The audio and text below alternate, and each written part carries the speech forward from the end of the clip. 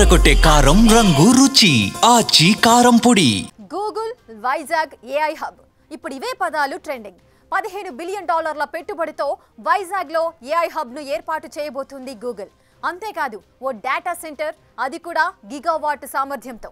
మరి గూగుల్ ఎంట్రీతో AI transformation కు కేర్ ఆఫ్ గా వైజాగ్ మారబోతుందా? గూగుల్ డేటా సెంటర్ కొత్త ట్రెండ్ సెట్ చేయబోతుందా? వైజాగ్ హబ్ గ్లోబల్ కనెక్టివిటీకి గేట్వే కాబోతుందా? ఇలా ఎన్నో ప్రశ్నలు తెరపైకి వస్తున్నాయి. మరి నిజంగానే వైజాగ్ లో ఏర్పాటయ్యే ఏఐ హబ్ తో మారబోయేదేంటి? హబ్ పై విమర్శలేంటి? వాటికి సమాధానాలేంటి? ట్రెండ్ క్రియేట్ చేయబోతున్న Vizag AI hub. $15 billion investment తో మారనున్న రూపురేఖలు. గ్లోబల్ లెవెల్లో మారుమోగుతున్న వైజాగ్ పేరు. వైజాగ్ ఏఐ హబ్ గ్లోబల్ కనెక్టివిటీకి గేట్వే అంటున్న గూగుల్. వైజాగ్లో గూగుల్ $15 బిలియన్ పెట్టుబడులు పెడుతోంది. ఈ పెట్టుబడితో ఇండియాలోని తొలి ఆర్టిఫిషియల్ ఇంటెలిజెన్స్ హబ్ను ఏర్పాటు చేస్తుంది. అంతేకాదు గిగావాట్ సామర్థ్యం ఉన్న డేటా సెంటర్ ఏర్పాటు చేస్తుంది. ఇది నిజంగా అంత సింపుల్గా చెప్పే విషయం కాదు. ఎందుకంటే గూగుల్ కంపెనీ అమెరికా వెలుపల ఇంత భారీ స్థాయిలో పెట్టుబడి పెట్టి ఇలాంటి సెంటర్లను ఏర్పాటు చేయడం ఇదే తొలిసారి. You mentioned South India. I called the Prime Minister of India this on Sunday night. You know, I used to take this train. Prime Minister Modi. Prime Minister Modi. I used to take this train through the south of India, and there's this town called Vizag. It's a beautiful coastal town. Growing up, and we announced our.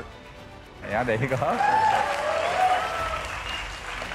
We announced our largest ever AI investment outside the US, a $15 billion, 1 gigawatt plus data center, 80% powered by clean energy with subsea cables going in. The chance to transform a region like that with a kind of investment. కాసేపు పెట్టుబడి ఉద్యోగాల విషయాన్ని పక్కన పెడతాం. అసలు Google ఈ ఏర్పాటు కోసం వైజాగ్ను సెలెక్ట్ చేసుకోవడం వెనుక కూడా ఓ రీజన్ ఉంది. గూగుల్ సబ్సీ కేబుల్ ల్యాండింగ్ స్టేషన్లపై ఫోకస్ చేస్తుంది. ఇప్పుడు గూగుల్ ఏర్పాటు చేస్తున్న ఈ కొత్త సబ్సీ కేబుల్ వ్యవస్థను వైజాగ్ డేటా సెంటర్ కు కనెక్ట్ చేయనున్నారు. సో వరల్డ్ డేటా నెట్వర్క్ కు ఇది డైరెక్ట్ లింక్ ఏర్పాటు చేయనుంది. వైజాగ్ నుంచి సింగపూర్, మలేషియా, ఆస్ట్రేలియా సహా మరో 12 దేశాలకు సబ్సీ కేబుల్ లింక్ కనెక్ట్ అవుతుంది. ఇండియాలో సబ్సీ కేబుల్ నెట్వర్క్ లేదా అంటే ఉంది. కానీ ఇప్పటి వరకు ముంబై, చెన్నైకి మాత్రమే పరిమితమయ్యాయి.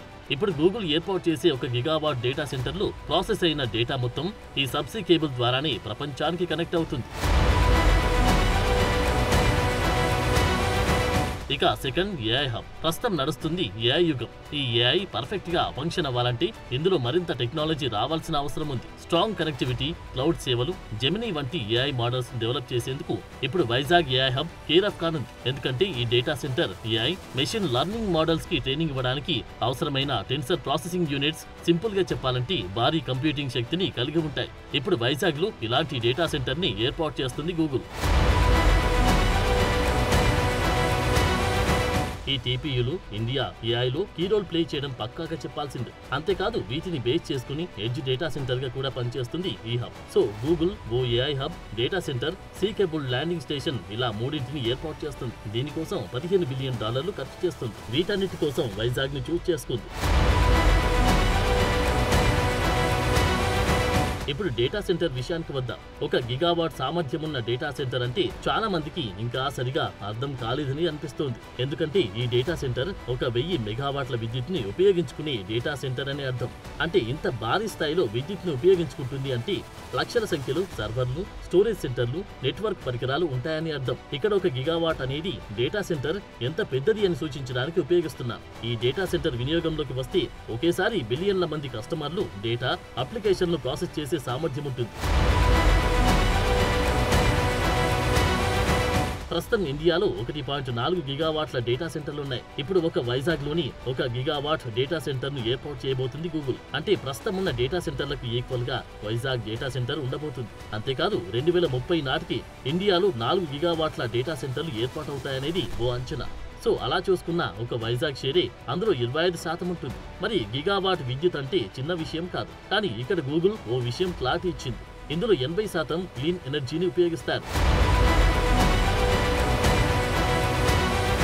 మరి ఈ క్లీన్ ఎనర్జీ ఎక్కడి నుంచి వస్తుంది అనేది ఇప్పుడు అసలైన ప్రశ్న. కానీ గూగుల్ దీనికోసం సోలార్ పవర్ ప్లాంట్లను ఏర్పాటు చేయడము లేదా ఏర్పాటు చేసేందుకు తన పార్ట్నర్స్ ను ఉపయోగించడము జరుగుతుంది. ఇది ఇండియాలో ఓ సరికొత్త రెవల్యూషన్ తీసుకురావడం ఖాయంగా కనిపిస్తోంది. ఓపెన్ కంప్యూట్ ప్రాజెక్ట్ టెక్నాలజీతో ఈ డేటా సెంటర్ ను నిర్మిస్తున్నారు. ఇందులో లిక్విడ్ కూలింగ్ టెక్నాలజీని ఇందులో ఉపయోగిస్తారు. ఇండియాలో ఇలాంటి టెక్నాలజీని ఉపయోగించడం ఇదే తొలిసారి. డేటా సెంటర్లు అంటేనే చాలా విద్యుత్ను వినియోగిస్తాయి. ఇందులో ఎలాంటి డౌట్ లేదు. కానీ లిక్విడ్ కూలింగ్ టెక్నాలజీ ఉపయోగిస్తూ ఉండడంతో విద్యుత్ వినియోగం 20% తక్కువగానే ఉంటుంది. అంతేకాదు గూగుల్ క్లీన్ ఎనర్జీ పాలసీని కూడా నమ్మవచ్చు. కాబట్టి ఏపీ ప్రజలకు ఎలాంటి విద్యుత్ సమస్యలు ఉండే అవకాశం లేనట్టే. అంతా బాగానే ఉంది. మరి ఈ ప్రాజెక్ట్ కారణంగా వచ్చే ఉద్యోగాలపైనే ఇప్పుడు అనేక విమర్శలున్నాయి. ప్రభుత్వం చెబుతున్నట్టుగా లక్షలాది ఉద్యోగాలు వస్తాయా? విపక్షం చెబుతున్నట్టు అసలు ఉద్యోగాలే రావా? ఈ డేటా సెంటర్ల కారణంగా నిజంగా తీవ్ర నష్టాలున్నాయా? ప్రశంసలు, విమర్శలు, ఉద్యోగాలొస్తాయని కొందరు, రావని మరికొందరు. ఇలా ఒక్కొక్కరిది ఒక్కో మాట. డేటా సెంటర్లు వద్దు బాబోయ్ అంటూ దేశాలు మొత్తుకుంటుంటే మనమెందుకు రెడ్ కార్పెట్ పరచాలనేది మరికొందరి ప్రశ్న. రాబోయే సరికొత్త టెక్ యుగానికి మనమే నాంది పలుకుతున్నామనేది దానికి కౌంటర్గా మరికొందరి మాట. ఇలా ఎవరి ప్రశ్నలు వారు సంధిస్తున్నారు. ఇలా అనేక ప్రశ్నలకు సమాధానం వెతికే ప్రయత్నం చేసే చాలా విషయాలు తెలిసాయి. డాటా సెంటర్ ఏర్పాటు చేయమని తప్పలేదు, స్వాగతిస్తున్నాం. కానీ డాటా సెంటర్తో పాటు వాళ్ళ తాలూకా ఒక డెవలప్మెంట్ సెంటర్ కూడా పెట్టమనండి. విశాఖపట్నంలో కమిట్ చేయండి. వాళ్ళని ఒక 20,000 మందితోనో 10,000 మందితోనో ఒక డెవలప్మెంట్ సెంటర్ కూడా విశాఖపట్నంలో పెట్టమనండి. పెడితే ఒక 10,000 మందో 20,000 మందో ఐటీ ప్రొఫెషనల్స్ ఈ ప్రాంతంలో ఉద్యోగాలు చేయడానికి వస్తే అప్పుడు ఈకో సిస్టమ్ అనేటువంటిది డెవలప్ అవుతుంది. 87,000 కోట్ల రూపాయలకి వచ్చేటువంటి ఉపాధి 200 మాత్రమే అని చెప్పి మీరే చెప్తున్నారు. సో మా తాలూకా ప్రజల తాలూకు అప్పీల్ ఏంటంటే, ఈ ప్రాంతంలో యువత తాలూకు అప్పీల్ ఏంటంటే, మీరు ఏదైతే ఎంత ఫెసిలిటీస్ ఎన్ని ఇన్సెంటివ్స్ మీరు ఈ సంస్థకి ఇస్తున్నప్పుడు అదే గూగుల్ సంస్థతో మాట్లాడి ఒక డెవలప్మెంట్ సెంటర్ ఒక 10,000 మందికో 20,000 మందికో ఇక్కడ ఒక సెటప్ చేయమని చెప్పి మా తాలూకు రిక్వెస్ట్. ఎప్పుడైతే డేటా సెంటర్ ఏర్పాటుపై ఒప్పందం జరిగిందో అప్పటి నుంచి ఇలాంటి విమర్శలే వినిపిస్తున్నాయి. ఏపీ ప్రభుత్వం గూగుల్ కు 22,000 కోట్ల రాయితీనిస్తోంది. ఇదే ఇప్పుడు అనేక విమర్శలకు కారణమైంది. అసలు ఎక్కువగా రాని ఉద్యోగాలకు ఇంత సబ్సిడీలిచ్చి వైజాగ్ కు తీసుకురావాల్సిన అవసరమేంటి? ప్రపంచంలోని అభివృద్ధి చెందిన దేశాలు డేటా సెంటర్లను వద్దనుకుంటే మనమెందుకు తీసుకొచ్చి నెత్తిమీద పెట్టుకోవాలి అనేవి ఇప్పుడు విపక్షాలు ప్రభుత్వానికి సంధిస్తోన్న ప్రశ్నలు. కానీ ఈ ప్రశ్నలకు ప్రభుత్వం ఇచ్చే సమాధానం మాత్రం మరోలా ఉంది. ఈ విమర్శలను తాము పట్టించుకోమంటున్నారు. ఈ పెట్టుబడితో ఈ ప్రాంత స్వరూపం మారిపోతుందనేది వారు చెప్తోన్న మాట. Look at how is this going to transform and how can we create next generational talent in this space? It is going to transform. There's no second thought about it. And a government which has vision, which has clarity to create a multiplier impact based on this, they will succeed. You know, a lot of people in the past who had no vision said, does computer give you food? A lot of critics made this, you know, a lot of critics said if you sit in front of a computer, there'll be a lot of radiation and you'll die. Okay, if Mr. Naidu did listen to them, then Hyderabad wouldn't be what it is today. So when you have certain people who don't understand the vision, who don't appreciate what it takes to create the multiplier impact, that's where, you know, you have short-sighted leadership.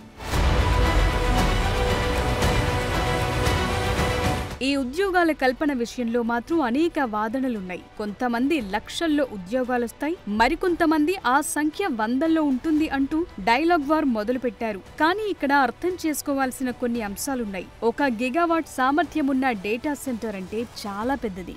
దీన్ని నిర్మించే సమయంలో చాలా మంది కార్మికులకు ఉపాధి కలుగుతుంది అనేది వాస్తవం. ఇది తాత్కాలికమే కానీ ఉపాధి దొరకటం ఖాయం. ఇక నిర్మాణం పూర్తయిన తరువాత కూడా చాలా మందికి ఉపాధి కన్ఫర్మ్. ఎందుకంటే ఇంత భారీ స్థాయిలో ఏర్పాటయ్యే సెంటర్ కు సెక్యూరిటీ గార్డ్ నుంచి మొదలు పెడితే మేనేజర్ లెవెల్ వరకు వేలాది మందికి ఉపాధి ఖాయం. అంతేకాదు గిగావాట్ సామర్థ్యమున్న సెంటర్ కాబట్టి భారీగా మెషినరీ ఉంటుంది. వీటి మెయింటెనెన్స్ ను చూసేందుకు ఉద్యోగులు అవసరమవుతారు. అయితే ప్రభుత్వం ఎంతమందికి ఉద్యోగాలొస్తాయనేది మాత్రం క్లారిటీ ఇవ్వటం లేదు. అందులో స్థానికుల్లో ఎంతమందికి ఉద్యోగాలొస్తాయనే విషయంలో కూడా క్లారిటీ లేదు. ఇదే ఇప్పుడు విమర్శలు చేసే వారికి అస్త్రంగా మారుతుంది. బట్ ఈ పెట్టుబడిని మాత్రం చాలా గొప్పగానే చూస్తున్నారు ప్రభుత్వ పెద్దలు. भारत की और आंध्र प्रदेश की स्पीड और स्कोप इसको पूरी दुनिया देख रही है। 2 दिन पहले ही आंध्र प्रदेश में बड़ा निवेश करने का ऐलान किया है। गूगल यहां हमारे आंध्र प्रदेश में भारत का पहला आर्टिफिशियल इंटेलिजेंस हब बनाने जा रही है। और कल जब मैं गूगल के सीईओ से बात कर रहा था, उन्होंने मुझे कहा कि अमेरिका के बाहर दुनिया के कई देशों में हमारा निवेश है, लेकिन सबसे ज्यादा निवेश अब हम आंध्र में करने जा रहे हैं।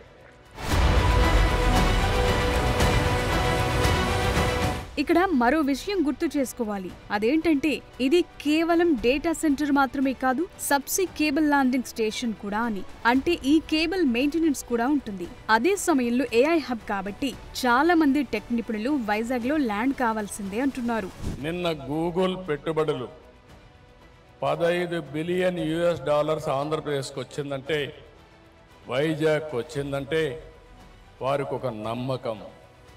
ఈ రాష్ట్రంలో లా అండ్ ఆర్డర్ ఉంటుంది, ఈ రాష్ట్రంలో అభివృద్ధి జరుగుతుంది, వారు పెట్టే పెట్టుబడులకు సేఫ్టీ ఉంటుందనే ఉద్దేశంతో అతిపెద్ద పెట్టుబడి ఆర్థిక సంస్కరణలు వచ్చిన తర్వాత మొట్టమొదటిసారిగా $15 billion data centre, artificial intelligence ఖర్చు పెట్టే పరిస్థితికి వస్తున్నారు.